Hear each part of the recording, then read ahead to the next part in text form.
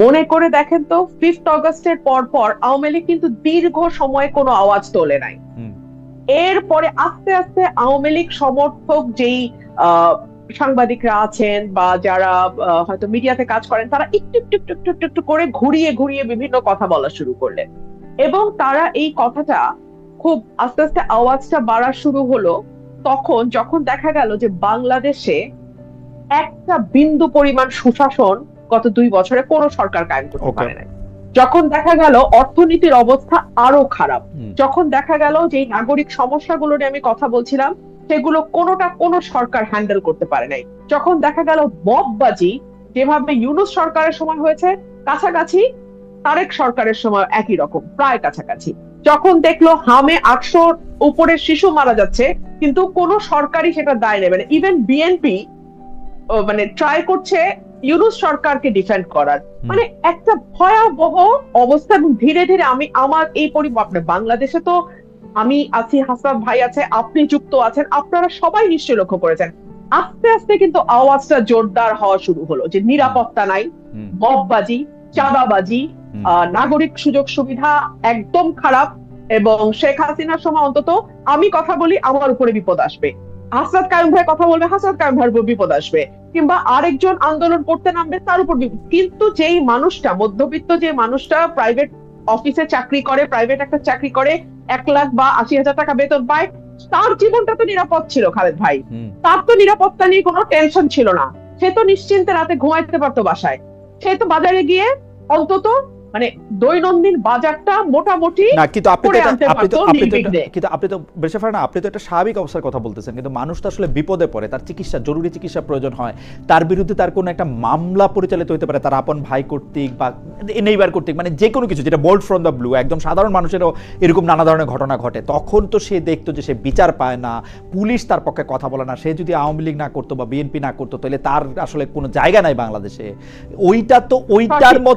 ওইটার মতো তো সাংঘাতিক একটা দমবন্ধ পরিস্থিতি তো আর আমরা আসলে নাই, নাকি আসি, সেটাও যদি বলতেন। আপনি কি বিচার পাচ্ছেন? আচ্ছা। গত কয়েক মাসের আইন শৃঙ্খলা পরিস্থিতি আমি সংসদে তুলে ধরেছি, কয়টা ঘটনার বিচার আপনি আসেন। মামলা আগেও আমরা দেখেছি বিএনপির নেতা কর্মীদের নাম হরে দরে সবার নাম দিয়ে লাস্টে 100 অজ্ঞাতনামা, এবং সেই 100 থেকে 500 আপনি বলতে অজ্ঞাতনামার চাচ্ছেন যে মধ্যে একই রকম আসে, তাহলে বেশি পারে না আপনি একটু একই রকম আছে, তাহলে আমরা কি এইটা হাসত কাজের কাছে শুনবো যে একই রকম আছে কিনা, বা দুর্ভোগটা একই রকম আছে, দুর্ভোগটা একই রকম আছে, সেই মামলা বাণিজ্য, সেই শোন অ্যারেস্ট, সেই মানে ঘটনা ঘটুক না ঘটুক বিরোধী দলের নামে মামলা, সেগুলো চলতেছে। On the top of that যুক্ত হয়েছে ভয়াবহ রকম চাঁদাবাজি, নিরাপত্তাহীনতা, যুক্ত হয়েছে আইন শৃঙ্খলা পরিস্থিতির অবনতি, এগুলো হচ্ছে নিউ এডিশন। তো মানুষ তো এখন বলতে বাধ্যই হবে, এবং এটা তো আওয়ামী লীগকে একটা সাহস দেবে যে ও আমাদের তো পাল্টাইছিলা, তো কোন বেটার প্রোডাক্টটা তোমরা পেলা। অনেকে বলতেছেন যে আওয়ামী লীগ যে সাহসটা পাইতেছে সেই সাহসটা আসলে মূলত দিচ্ছেন আপনি, কারণ আপনি একটা পরিচিত সংসদ সদস্য, আপনি আওয়ামী লীগের আসার পথ, এই ব্যাপারটা কি আপনি কোনো কিছু বলবেন? যে মানে দেখেন আমাদের রিসার্চ টিমও এরকম লেখছে যে আপনি হচ্ছেন সবচেয়ে বেশি শেখ হাসিনার আসার ব্যাপারে পজিটিভ কথা বলতেছেন, যে হ্যাঁ উনি আসবে বা ওরকম কোনো কিছু। ভাই শুনেন, আমি বাংলাদেশের খুবই ক্ষুদ্র একজন রাজনৈতিক কর্মী, but at the same time আমি একজন লয়ার, এবং আমার পরিবারের একটা রাজনীতির ইতিহাস আছে। সো আমি একজন পলিটিক্যাল ফ্যামিলির সন্তান হিসেবে আমি চিন্তা করি আমি ওই জায়গায় থাকলে আমি কি করতাম। সো এই জন্য আমি বলছি কমন সেন্স বলে শি উইল বি ব্যাক, এটা আমার কমন সেন্স বলে। 3টা কারণ আমি আপনাকে বলে দিচ্ছি এখনই কেন আমি বলেছি। আচ্ছা, হচ্ছে ওনার রাজনীতির একটা দীর্ঘ ইতিহাস এবং ত্যাগের ইতিহাস আছে ওনার পরিবারের, ওনার পুরো পরিবারকে এক রাতে মেরে ফেলা হয়েছে পলিটিক্যাল কারণে। 2 হচ্ছে ওনার নিজের ত্যাগ আছে সরকারি দল বিরোধী দল হিসেবে এবং ওই পরিবারের একজন বেঁচে যাওয়া সদস্য হিসেবে। 3 হচ্ছে ওনার বয়স, উনি যদি এখন ভারতের মাটিতে মারা যান, ওনার এই এত বড় দল যেটার পেছনে ওনার বাবা, ওনার পরিবার এবং ওনার আত্মত্যাগ, সেই দলটার কি হবে। তো আমি যদি ওনার জায়গায় থাকতাম আমি আসতাম। তো আমি সেই কমন সেন্স থেকে বলছি। আর আমি আজকে আপনাকে আপনার অনুষ্ঠানের মাধ্যমে এটাও ক্লিয়ার করি, বিএনপির যখন ওই ডোবার নিচে বসে বসে বিএনপির মনোবল চাঙ্গা করার জন্য যেমন আমাকে দরকার ছিল, কারণ বিএনপি তখন আসলে বিপদে ছিল এবং বিএনপির পক্ষে কথা বলার কেউ ছিল না। তো আমি তখনও যৌক্তিক এবং সত্য কথা বলেছি, বিএনপির পক্ষে গেছে। এখন আমি যৌক্তিক এবং সত্য কথা বলি। আওয়ামী লীগ যদি কোনোদিন বাংলাদেশে ফেরে, কোনোদিন যদি বাংলাদেশের রাজনীতিতে যায়, আপনি মোটেও ভাববেন না যে তাদের সাথে আমার খুব ভালো একটা বলিবনা হবে। আমরা পরবর্তী এটার একটাই কারণ আমি চোখে যেটা আমার মনে হয় যে দুটো দল বা যেই রাজনৈতিক দলগুলো আছে বাংলাদেশে এই মুহূর্তে, তাদের কারোরই কোনো পরিবর্তন হয় নাই।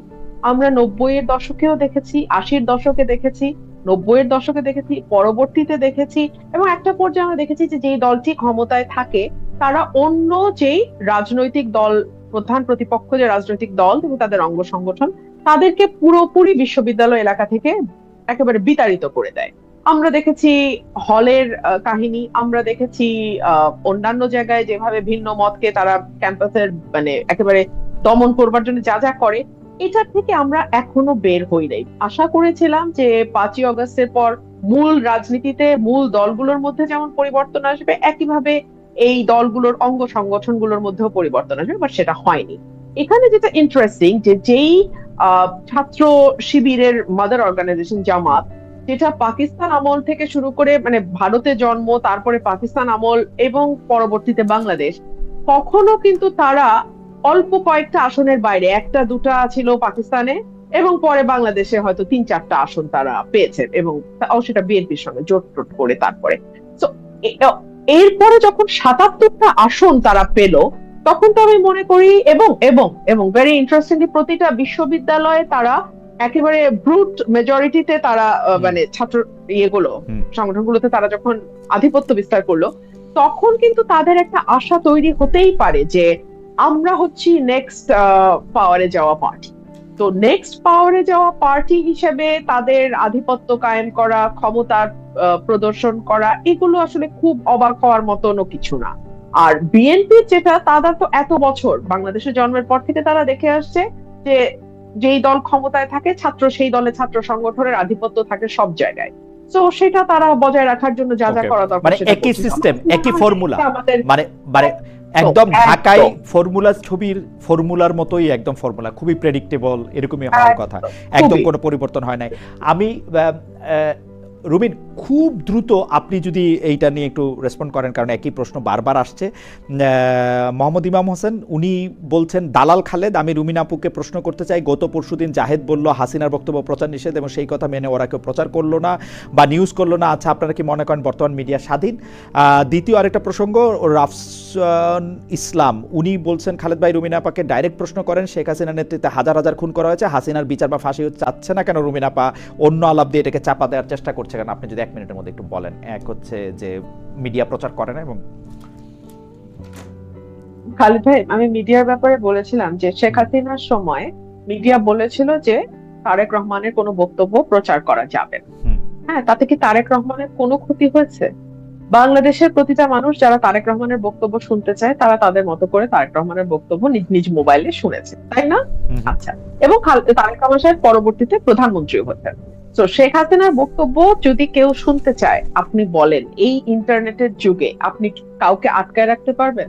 তো এটা খামোখা এটা যখন তারা করে, তখন যেটা হয় যে আগের সরকারের আমলেও তারা বাক স্বাধীনতায় বিশ্বাস করে না, ভিন্ন মত দমন করে, এই অ্যালিগেশন গুলো আসছে।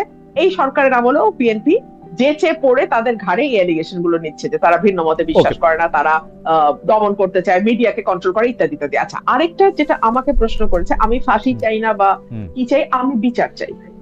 আমি সবার সুস্থ ন্যায় বিচার চাই। এমন কি আমি জামাতে ইসলাম মানে আমি অনেকে আর বলছে যে রুমি তো বিএনপি থেকে বের হয়ে হয়তো জামাতে গেলে সুযোগ সুবিধা কিছু বেশি পেত, সময় বেশি পেত, একটা অর্গানাইজ ফোর্স তার সঙ্গে থাকতো। আমি তখন বলেছিলাম যে যেখানে আদর্শের ন্যূনতম মিল নাই, সেখানে কেবলমাত্র কিছু সুবিধার জন্য একটা দল যাওয়া কোনো অর্থ নাই। তো আমি কিন্তু সেই আদর্শিক ভাবে 180 ডিগ্রি মানে উল্টা থাকা সত্ত্বেও আমি কিন্তু বলেছিলাম, জামাতের যখন হিউম্যান রাইটস ভায়োলেট হয়েছিল, আমি বলেছিলাম যে না, এই হিউম্যান রাইটস তাদেরকে দিতে হবে। আপনি ইভেন যখন আবরার হত্যাকাণ্ড হলো, আমি বলেছিলাম যে you can't give a dog a bad name and kill it, এই প্রিন্সিপাল আপনি চলতে পারেন না। আপনি একটা মানুষকে চেরি পিকিং এর মতো করে আপনি তাকে একটা তকমা দেবেন শিবির আর তারপর তাকে হত্যা করবেন, এটা চলতে পারে না। বাট দ্যাট ডাজন্ট মিন যে আমি জামাতের রাজনীতিকে সমর্থন করি। একইভাবে সেটা জামাত হোক, আওয়ামী লীগ হোক, বিএনপি হোক, জাতীয় পার্টি হোক, যেটাই হোক, যেখানে মানুষের নাগরিকের অধিকারের প্রশ্ন আসবে সেখানে আমি কথা বলবো। এটা আপনার ভালো লাগলেও বলবো, আপনার ভালো না লাগলেও বলবো। অ্যাডভোকেট হাসান কালাম ছাত্র, বেশি ফারহানা, আপনার কাছে কি মনে হয় যে মানে এই যে এই প্রত্যক্ষ অন্যায়ের পিছনে এত মানে অন্যায় যে করতেছে, মানে আমার তো এটা বুঝতে কোনো সায়েন্স পড়া লাগে না যে যেই লোকটা জিআই পাপ বা হেলমেট হাতে নিচ্ছে সে যুবদল করুক, আর যেই লোকটা বেলচা হাতে নিয়ে বলতেছে বেলচা দিয়ে পিটাইয়া গর্ত করে তুলে দিব এটা অন্যায়, অথবা যে লোকটা মাঠের থেকে কি বলে রাস্তা টান দিয়ে এরকম তুলে ফেলতেছে, তারপরও তাদের পিছনে এই লোকটা থাকার কারণটা কি? মানে মানে এইটার ফিলোসফিটা কি? মানে আমি ভালো খারাপ ন্যায় অন্যায় আমি এটা বললাম না, কিন্তু জনগণ তো তাদের সমর্থন করতেছে এইটা বলা। আমি একটু আরেকটা দর্শকের একটু মতামত পড়ি। উনি বলতেছেন খালেদ নিজেই সমালোচনা, তার নামটা পড়তে পারতেছি না পুরোপুরি, RH.info, খালেদ নিজেই সমালোচনা নিতে পারে না, ওনাকে কেউ সমালোচনা করলে উনি খুবই বিরক্ত হন। বেরসা ফারহানা, আপনি যদি একটু বলতেন যে তাদের পেছনেও আসলে অনেক জনসমর্থন, নাকি এই রাজনীতি, এইটাই রাজনীতি এখনকার বা সব সময়? খালেদ ভাই, আমরা আসলে অর্থনীতিতে ট্রিকল ডাউন বলে একটা কথা আমরা শুনি, তাই না, যে উপর থেকে আস্তে আস্তে চুয়ায় চুয়ায় নিচে পড়ে। ঠিক একই জিনিস রাজনৈতিক দলগুলোর মধ্যে হয়। একদম পদে যারা থাকে তাদের কাছ থেকে তারা পায় আরো বড় নেতার কাছ থেকে, জেলা পায় কেন্দ্র থেকে, কেন্দ্র পায় আরো উপর থেকে, আর নিচে যারা আছে তারা পায় জেলা থেকে উপজেলা, উপজেলা থেকে ইউনিয়ন, ইউনিয়ন থেকে ওয়ার্ডে যায়। আচ্ছা, এখন এই যে ট্রিকল ডাউন করা অর্থ, এটার উৎসটা কি? এটার উৎসটা চাঁদাবাজি, এটার উৎসটা কমিটি বাণিজ্য বড় দলগুলোতে, এটার উৎসটা ক্ষমতায় থাকলে বিভিন্ন জায়গায় জোর জবরদস্তি করে এর ব্যবসা দখল, তার জমি দখল, তার অন্য বাড়ি দখল, ইত্যাদি ইত্যাদি। এবং এই যে একটা আনহোলি নেক্সাস তৈরি হয়, আপনি যেটাকে জনসমর্থন বা জনগণ বলছেন, আই এম সরি, না না, একদম না খালেদ ভাই, ডোন্ট misunderstand them as জনগণ ও জনসমর্থন, নট অ্যাট অল। ওরা হচ্ছে কিছু সুবিধাভোগী। আপনি আমাকে বলেন, মানুষ রাজনীতি কেন করে? এক হতে পারে তার সম্মানের আকাঙ্ক্ষা আছে, যেটা আমরা আমাদের পূর্বপুরুষদের মধ্যে দেখেছিলাম, সম্মান পাওয়ার একটা আকাঙ্ক্ষা, সে কারণে রাজনীতি করে। দুই হচ্ছে এরপরে 80-র দশক এবং 90-এর দশকের পর থেকে আমরা দেখলাম এটা টাকা বানানোর সবচেয়ে সহজ মেশিন, এবং এই টাকা বানাতে রাজনীতিতে ঢুকতে আপনাকে কোনো বিনিয়োগ একটা কথা একটু আপনি সুযোগ দিলে একটা কথা, আপনি বলতেছেন যে এরা সবাই সুবিধাভোগী, কিন্তু আমি তো দেখি ধরেন মাজার ভাঙতে যে যাচ্ছে এইটার কি সুবিধা? আরেকটা মানে আমি যদি এখানে গ্রামের 5000 লোককে দেখি সেটার কি সুবিধা? আমি যদি দেখি যে মাজার ডিফারেন্ট, আচ্ছা আচ্ছা মাজার ডিফারেন্ট, আচ্ছা ঘেরাও করে বিচারক চেঞ্জ করা হচ্ছে, এইটাতে যেই 30,000 লোক এটাতে অংশগ্রহণ করতেছে তাদের কি সুবিধা? আমি যদি দেখি যে একটা মিডিয়া দখল করতে যাইতেছে, বা মিডিয়ার এই সাংবাদিক ভালো না, ওইটাকে বাদ দিতে হবে, ওইটাকে নিতে হবে, ওইটার সুবিধাভোগীটা কারা? বা এই যে কালকে নয়ন সাহেব বা এর আগের দিন আম্মার সাহেবকে যারা সমর্থন করতেছে তারা কি সুবিধাটা পায়? মানে আমি তো তাদের সাধারণই লোকই মনে হয় আমার তাদের। খালেদ ভাই, এখানে অনেকগুলো ব্যাপার আছে। জি বলেন। খালেদ ভাই, আপনি শোনেন, ক্ষমতার সঙ্গে নয়ন বা আমি নাম না বলি, এইরকম মানুষরা একেবারে খুব স্ট্রংলি কানেক্টেড, যাকে প্রধানমন্ত্রী নাম ধরে ডাকে। রাইট। তো এইরকম একটা ছেলের পাশে যখন সে থাকবে, তার পরিবার নিরাপদ থাকবে, তার আরেক জায়গায় চাঁদাবাজি করে টাকা আনাটা সহজ হবে, তার এলাকায় হুমকি ধামকি দিয়ে একটা ক্ষমতা বলয় তৈরি করা তার জন্য সহজ হবে। সো নয়নের পেছনে বা এরকম মানুষের পেছনে, আম্বারের পেছনে তারা থাকবে।